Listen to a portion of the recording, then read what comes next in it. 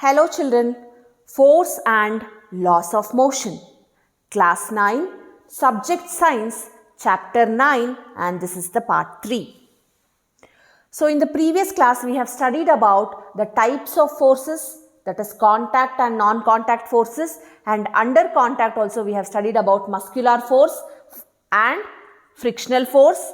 Under non-contact force we have studied about the gravitational force, electrostatic force and magnetic force, and we have studied about balanced and unbalanced force.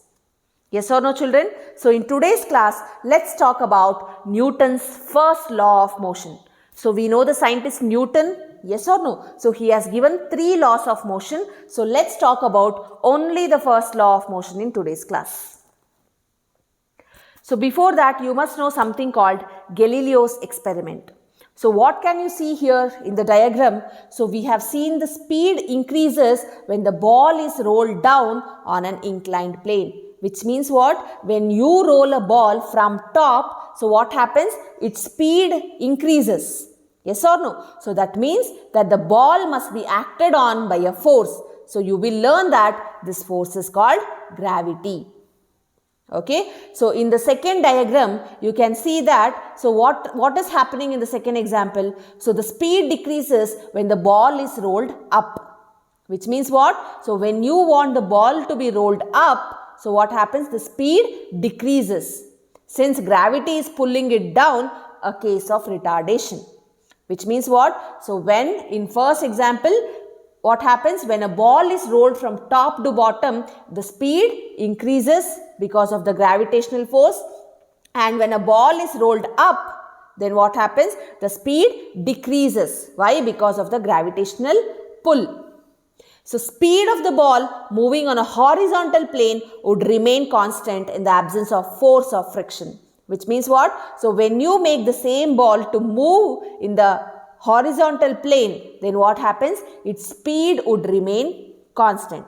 So this is what is the Newton's first law of motion, which means every object will remain at rest or in uniform motion in a straight line unless an external force is applied to change its state. So this is the first law of motion. So what do you understand by this? Any object, okay, each and every object will remain at rest. You think that an object is at rest.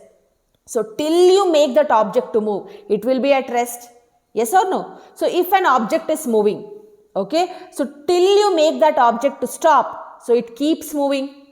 Yes or no? Which means every object will remain at rest or in uniform motion in a straight line unless an external force is applied to change its state. Its state means what? If it is at rest, change in state means it should move, right? So unless an external force is being applied, it will not change its state.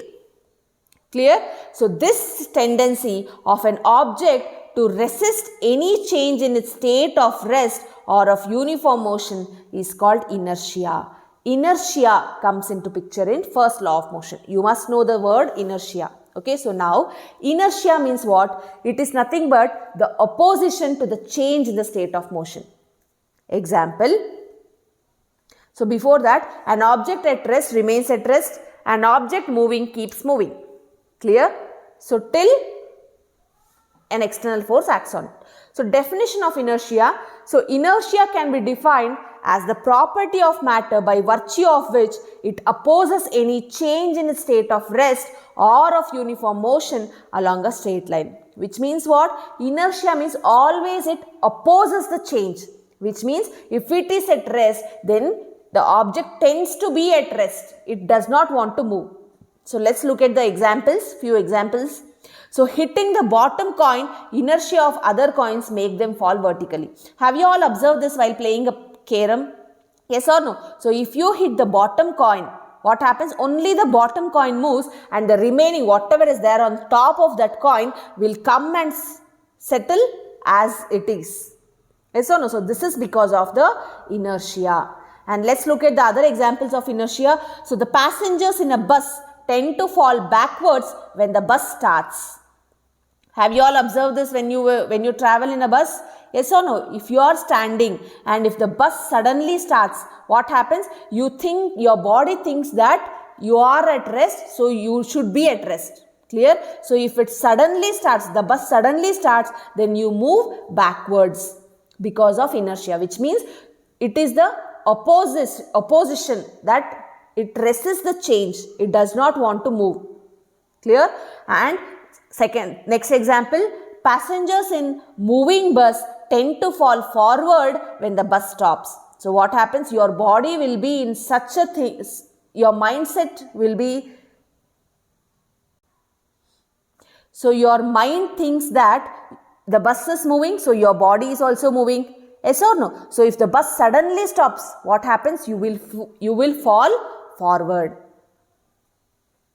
So more examples of inertia. An athlete can take a longer jump if he comes running from a distance as compared to that when he jumps suddenly. Which means what? So rather than starting to jump from a starting line, he takes a running. Yes or no? So what happens once he runs for a distance and then jump, he can jump long. So this is due to inertia of motion. So where the tendency is to continue in the state of motion if moving already. Okay, and the next example is, it is dangerous to get down from a moving bus because due to inertia the person tends to continue at the speed of the bus. So when he lands on the ground, this way he may fall and get hurt. Which means what? If a person get down from a bus, what happens? He will fall. Why? Because that person's body is fixed with the speed of the bus. So he keeps moving with the bus. Yes or no? His body will be. Next, what happens? When he keeps his leg down, he fall. So in order to avoid that, what happens? He can run a little distance towards the direction of the bus moving.